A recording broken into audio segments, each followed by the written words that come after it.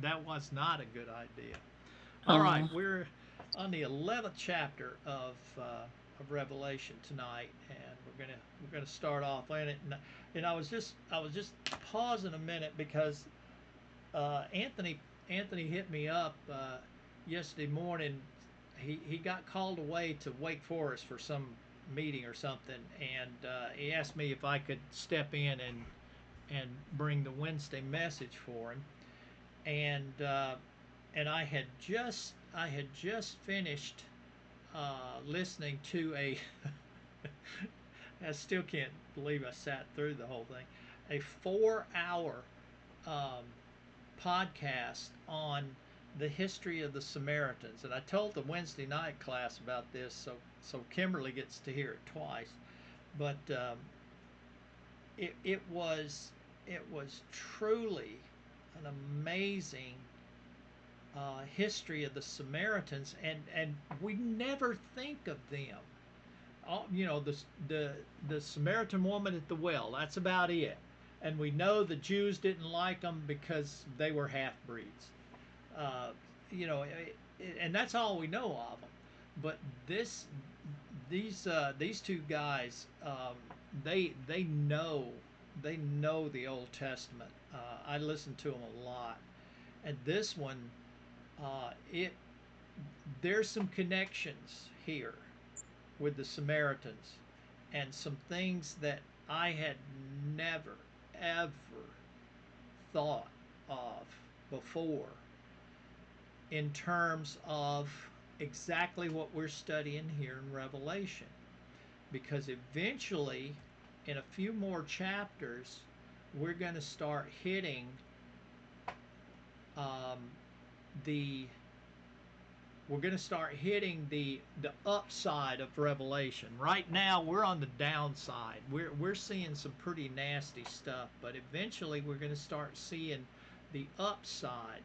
And what these guys were talking about was where I think, and like I told the Wednesday night class, I'm not real sure because what they were it was 4 hours, and I was trying to absorb all this.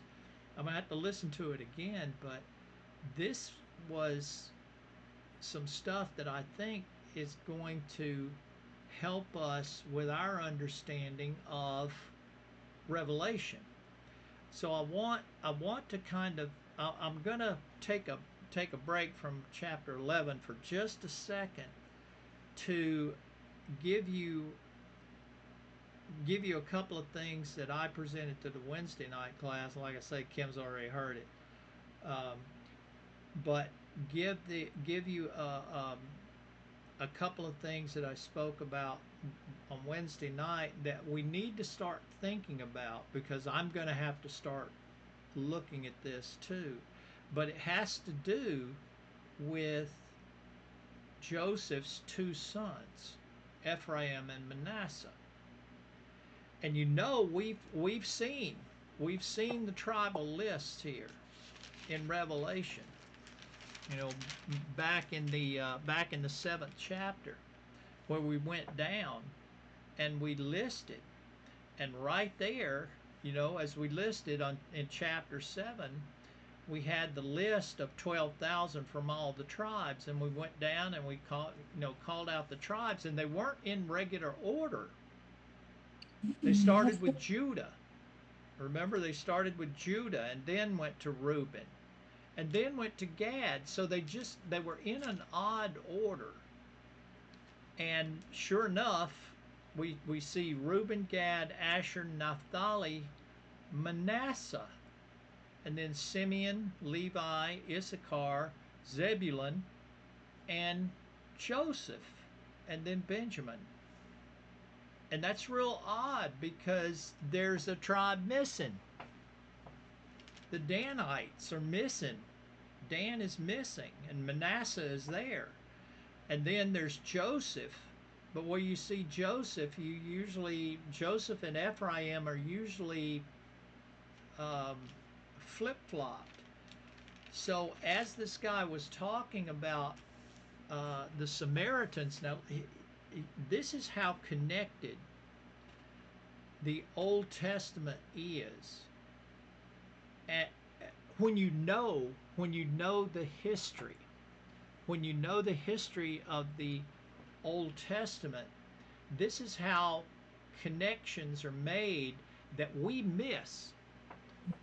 And I don't consider myself at all an expert on the Old Testament history, and it is just amazing the connections that are made when you know what went on. And that's why it's so important for us to tell the stories of the history and make sure we understand. That's why it takes some time to look at the history behind some of these events, because it's important. But Ephraim and Manasseh, in well, let me read it. Let me read it in Genesis. So let's take a little short break from Revelation right now. And let's go back to Genesis, because I think this is going to be important. I think this is going to be important, and we need to have this in our head. In the 48th chapter of Genesis, and this is something that that I knew happened, but I didn't pay attention to it, and that put me to shame when these two guys went over this section here in the history of the Samaritans. I knew this happened, but it hadn't clicked. So let me read this in Genesis 48. This is at the end of Jacob's life, and we're getting 48th chapter of Genesis. We're getting to the end of Genesis, so we're at the end of Jacob's life, and Jacob is gathering his sons around him. And it starts in verse 1. After this, Joseph was told, "Behold, your father was ill." So he took with him his two sons, Manasseh and Ephraim. And remember, Manasseh is the older, Ephraim is the younger. That's why they're listed that way. And it was told to Jacob, "Your son Joseph has come to you."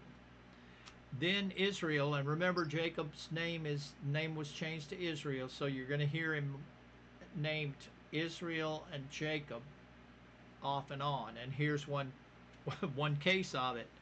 It was told to Jacob, your son Joseph has come to you. Then Israel, Jacob, summoned his strength and sat up in bed. And Jacob said to Joseph, and he switches back to Jacob, "God Almighty appeared to me at Luz in the land of Canaan and blessed me.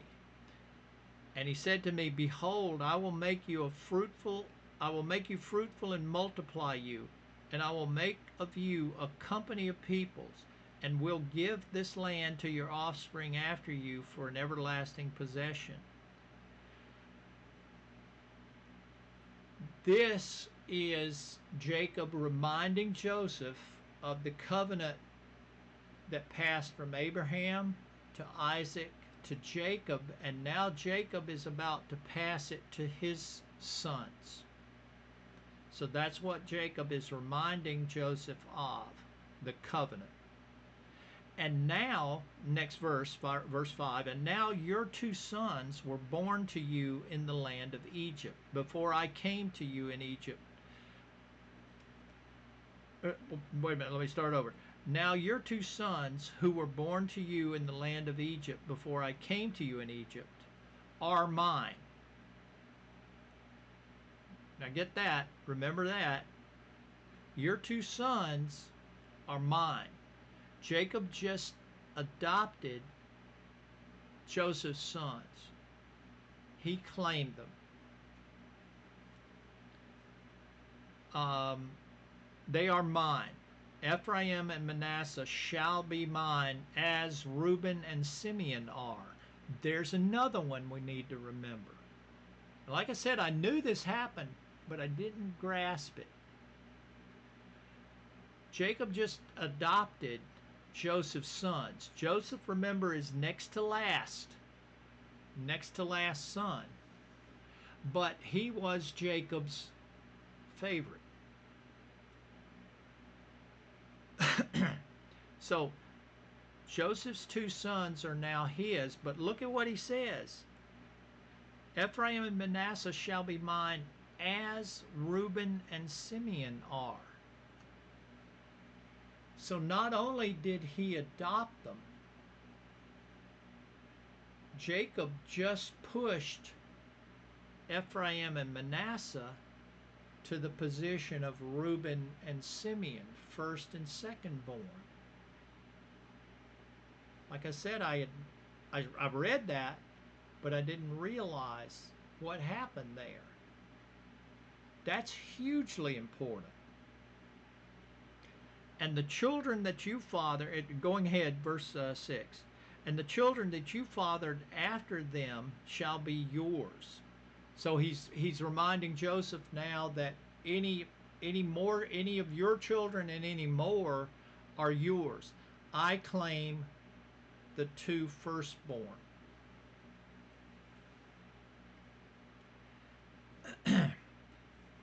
They shall be called by the name of their brothers in their inheritance. As for me, when I came from Padan, to my sorrow Rachel died in the land of Canaan on the way, when there was still some distance to Ephrathah, and buried her there on the way to Ephrathah, that is Bethlehem. Oh yeah, that's an important town. And look who was buried there, or near there. Yeah. Verse 8, when Israel, Jacob, saw Joseph's sons, he said to them, who are these?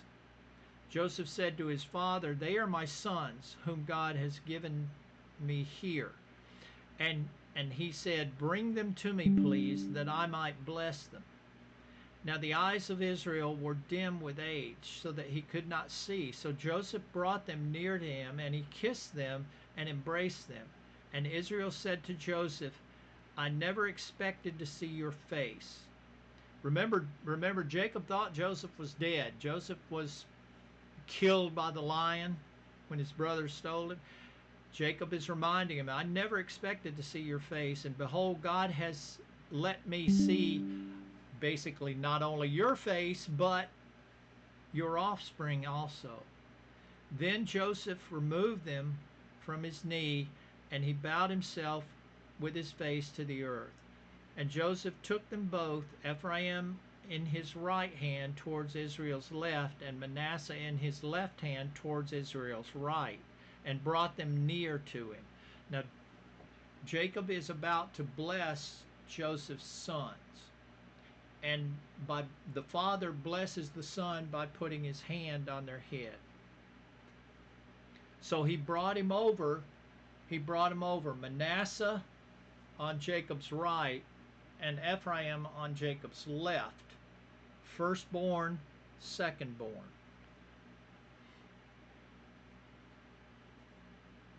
And Joseph put them Ephraim in his right hand towards Israel's left, and Manasseh in his left hand towards Israel's right, and brought them near to him. And Israel stretched out his right hand and held it on the head of Manasseh, who was the younger, and his left hand on the hand of on Ephraim the older, Manasseh the older, crossing his hands, for Manasseh was the firstborn. So Jacob took his right hand, the hand of blessing, and put it on Ephraim, and his left hand on Manasseh, which is backwards because Manasseh is the firstborn. So he crosses his hands and he blessed Joseph, and he blessed Joseph. Now he's blessing Joseph with his crossed hands, and he's speaking to Joseph a blessing. And he blessed Joseph and said, the God before whom my fathers Abraham and Isaac walked, the God who has been my shepherd all my life long to this day, the angel who has redeemed me from all evil, bless the boys. and in them let my name be carried on, and the name of my fathers Abraham and Isaac, and let them grow into a multitude in the midst of the earth. He speaks to Joseph the blessing on the boys, and he's got his hands crossed. Now, again, look at this. I've read this, but I didn't realize the impact. Remember, he said that he adopts Ephraim and Manasseh as Reuben and Simeon. So basically, he is putting those two boys in the position of the firstborn and the secondborn. And then, not only that, he crossed them up and put Ephraim as firstborn and Manasseh as second by crossing his hands. And then he said, and let my name be carried on, and the name of my fathers Abraham and Isaac. He is saying, in these two, because that's the only ones that are standing there, in these two, let my name be carried on, and the name of my fathers Abraham and Isaac, and let them grow into a multitude. I had not realized how important this chapter is and how it affects anything that now I have to remember. I have to remember that it's not Reuben, it's not, his name just left me. Reuben and Simeon. It's not Reuben and Simeon that are Reuben, especially the firstborn, that is carrying on the legacy of Israel. You get that? It's not Reuben, because he says, in them let my name be carried on, in the name of my fathers Abraham and Isaac. I had not realized the impact of this chapter here, because it's not Reuben, it's not Simeon, it's Ephraim and Manasseh. And that changes a lot of things that we need to carry this in our heads, because I know I've been blind and stupid here.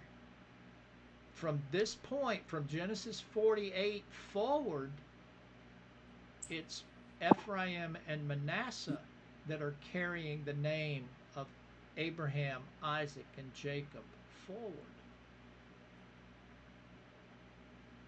Let that kind of rest in your head a little bit. That makes things different, especially the way I've been thinking. It makes things different. So I want you to think about that, because, I can't help it. That's what it says. That's what it says. And in them let my name be carried on. And there's only two people that he's talking about. Let that sink in. And let's go ahead for just a little bit more. And then we'll get back to Revelation. I promise you, maybe a few verses. When Joseph saw that his father had laid his right hand on the hand of Ephraim, it displeased him, and he took his father's hand and moved it from Ephraim's head to Manasseh. And Joseph said to his father, "Not this way, my father." Now, Joseph, remember, his father is he is right at death's door. He's virtually blind. So Joseph just thinks he got a little confused, right? And it kind of perturbed him. And he says, "Not this way, my father, since this one is the firstborn, put your right hand on his head." That's how important the blessing is. But his father refused and said to him, I know, my son, I know. He says, I know what I did. You may think I'm a tottering old man. I know what I did. He also shall become, he, Ephraim, shall also become a people, and he also shall be great. Nevertheless, his younger brother shall be greater than he, and his offspring shall be a multitude of nations. So he blessed them on that day, saying, by you Israel, speaking of the country, will prosper, will pronounce blessings, saying, God make you as Ephraim and Manasseh. And that is a standard Jewish blessing that is pronounced over families and children. May you be as Ephraim and Manasseh. That is a standard Jewish blessing to this day. You will hear it in synagogue. I've heard it before. May you be as Ephraim and Manasseh. So we had that little incident here, and then we go over to chapter 49, and Jacob blesses his sons. Now remember that he blessed those two that he just adopted first. He blessed them. He passed the firstborn not to his firstborn, but to Joseph's firstborn. That's what it looks like to me.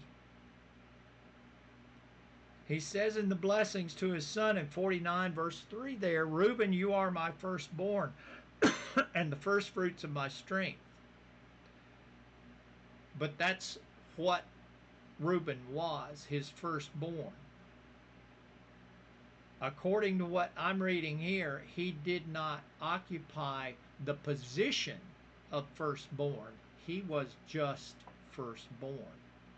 And remember how important the position of firstborn is, and that position is bestowed by the father. It is usually on the firstborn, but it doesn't have to be, and this is not the first time this happened, or yeah, it is the first time it's happened, but it is not the last time it happened either. It happens again and again in the Old Testament. Let's watch for it. But this repositioning of the tribes starting to make a lot more sense to me, because in the counts, when we read the counts in Genesis or in Numbers, all through the Old Testament, when we read the counts of the tribe, who is always the largest tribe? It's the tribe of Ephraim. Ephraim is always the largest tribe, always was. The northern kingdom was basically the tribe of Ephraim and then everybody else. Just like the tribe of the southern kingdom was the tribe of Judah and then Benjamin. So when you hear the tribes in the northern kingdom, the northern kingdom is usually interactively called Ephraim, and the southern kingdom Judah. It's Ephraim that was the largest tribe, and that was the blessing that Jacob gave. This makes, because Ephraim in prophecy, and I've been looking those up. Ephraim in prophecy, guess what those prophecies about Ephraim are pointing to? They are pointing to what we're reading now. They are pointing to the end of days, prophesying about Ephraim. So that's why I sat up just real straight during this class, or during this podcast, because when these two fellows talking about the prophecies on Ephraim in the end times. Okay, okay, Lord, I heard that. Let me work on it. So, and then by extension, let you work on it too. Look for Ephraim in prophecy, because he's gonna show up here, not specifically in Revelation, but he's in prophecy having to do with the end of days events. And that's the important thing. His name doesn't show up here in Revelation, but the things that his tribe were doing and responsible for and had things to do with, that's part of these end times happening that we're going to hit here in a few chapters. So I need to do some more work on Ephraim in prophecy, because I didn't think we are going to see him again after the northern kingdom was scattered.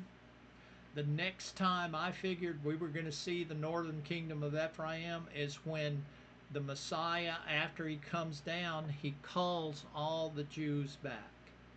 All the northern tribes that were scattered, he calls them back. It's called the ingathering. He calls them back. That's a minor part. There's something major, I think, that we overlook, and it has to do with the with the uh, with the time of the Gentiles and the fulfillment of the time of the Gentiles. It has something to do with that, because remember in Luke, let's just refresh on that a little bit. Yeah, we're off track way bad tonight, but I think it's important. It's Luke. Oh, I thought it was 12. It's not. Oh, here. No, is that it? Yeah. 21. 12, 21. Yeah, okay. I have slight dyslexia. So in Luke 21, remember, and we see this in Matthew and Mark, the same pronouncement. It's called the Olivet Discourse, I believe. Don't quote me on that. Jesus foretells the destruction of the temple in chapter 21 in the second paragraph. That's verse 5. And while some were speaking in the temple, how it was adorned with noble stones and offerings, he, Jesus, said, as for these things that you see, the days will come when there will not be left here one stone upon another that will not be thrown down. Jesus is foretelling the destruction of the temple, not at the end times, but this is the destruction of the temple in 70 AD. But he goes ahead because they ask in verse 7, Teacher, when will these things be, and what will be the sign of these things coming? And Jesus goes ahead and tells some of the signs that they are to look for at the time of the destruction of the second temple. And Jesus is in prophecy now, so he's telling them to look for signs for the destruction of the temple in 70 AD, but he also is prophesying about the final destruction of everything where we are. So he goes down telling about these prophecies. This is where he says wars and famine and persecution, and you should flee to the hills and such as that. But in verse 20, when you see Jerusalem surrounded by enemies, then know that its desolation has come near. Then let those who are in Judea flee to the mountains, and let those who are inside the city depart, and let not those who are out in the country enter it. For these are days of vengeance, to be full to be fulfilled, as it is all written. Alas for women who are pregnant, and for those who are nursing infants in those days. For there will be great distress upon the earth, and wrath against this people. They will fall by the edge of the sword, and be led captive among all nations. And Jerusalem will be trampled underfoot by the Gentiles until the time of the Gentiles are fulfilled.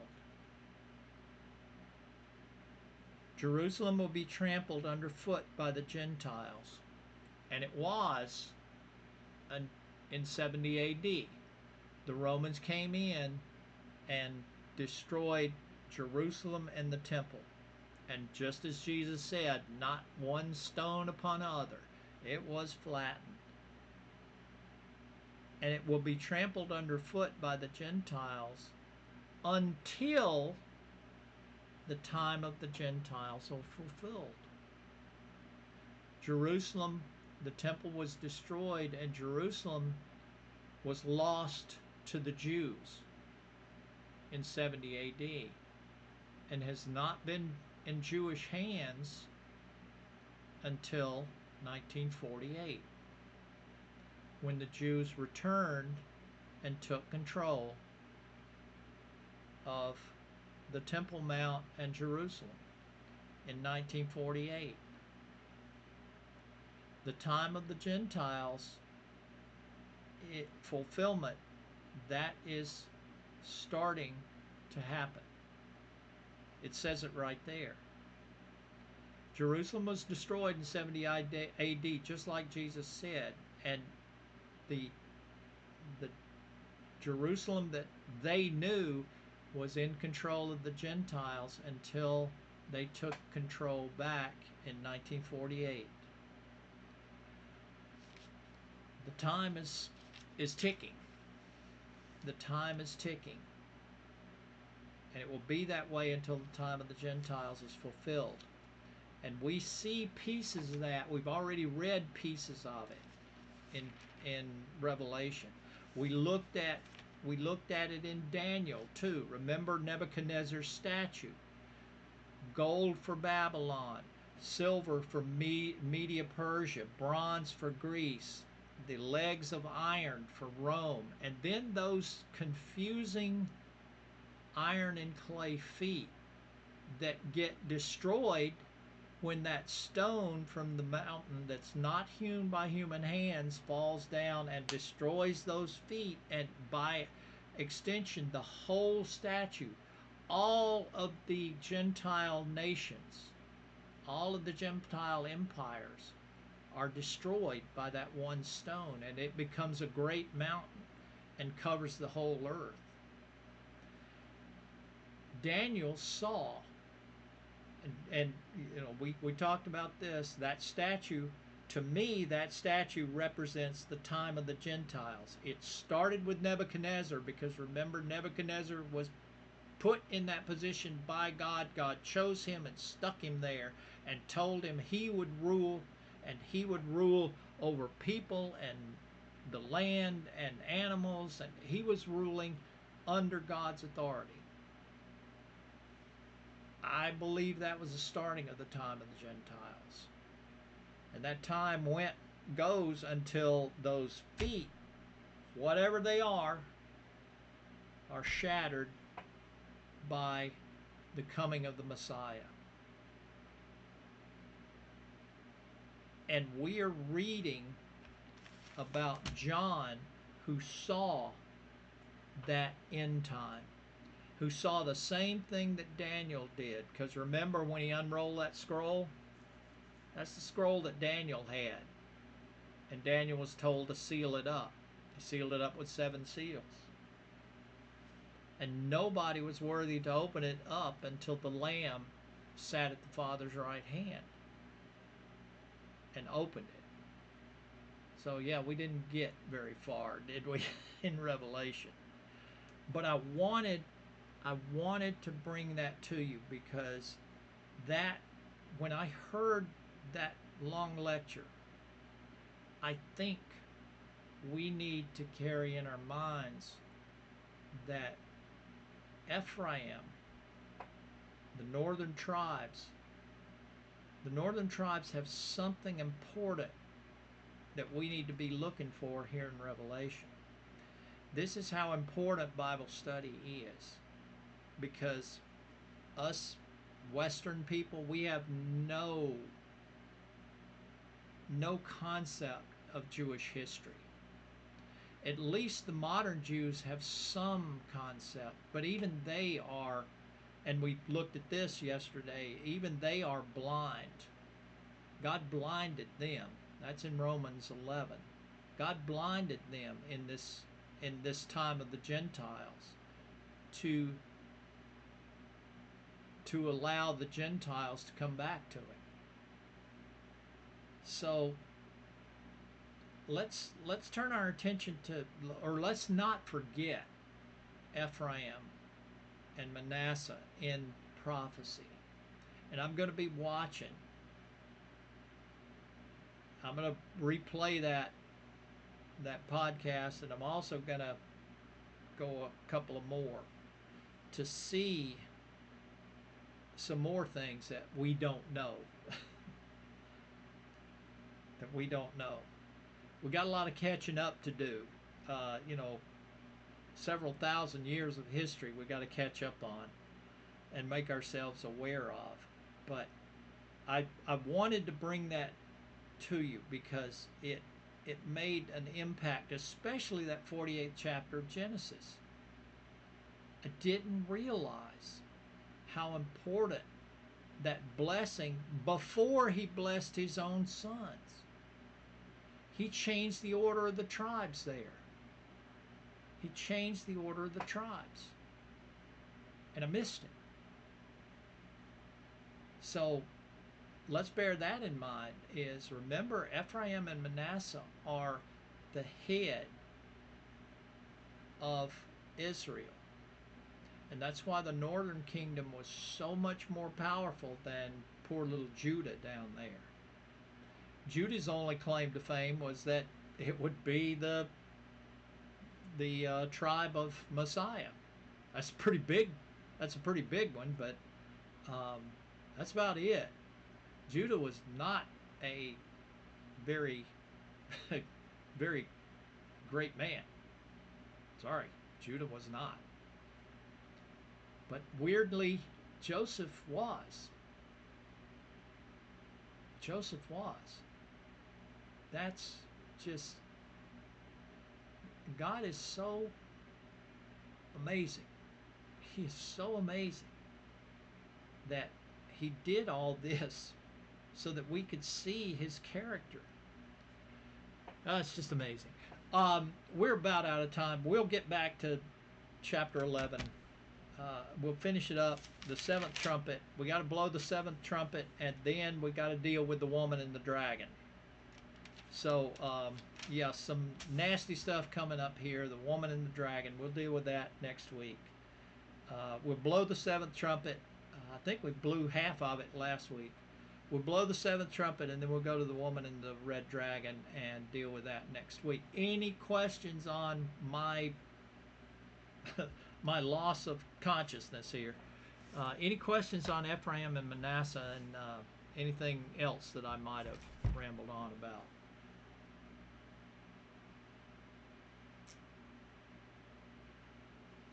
Very interesting, Norm. Thank you. Yes. Well, I always thought that he did that to Joseph's son, making Ephraim number one and Manasseh number two, because he actually stole Esau's blessing. Yeah, and that's as far as I got. I was thinking the same way with you. It's sort of like Jacob and Esau, sort of making up for that or something, something like that. That's all I thought. But like I said, I read it, but it didn't click. Right. He changed the firstborn. He gave the firstborn blessing to Ephraim. Yeah. I missed it. Very interesting. Yeah. Yeah, definitely very good. God is God is tricky. You got to be careful. Pay attention. Pay attention.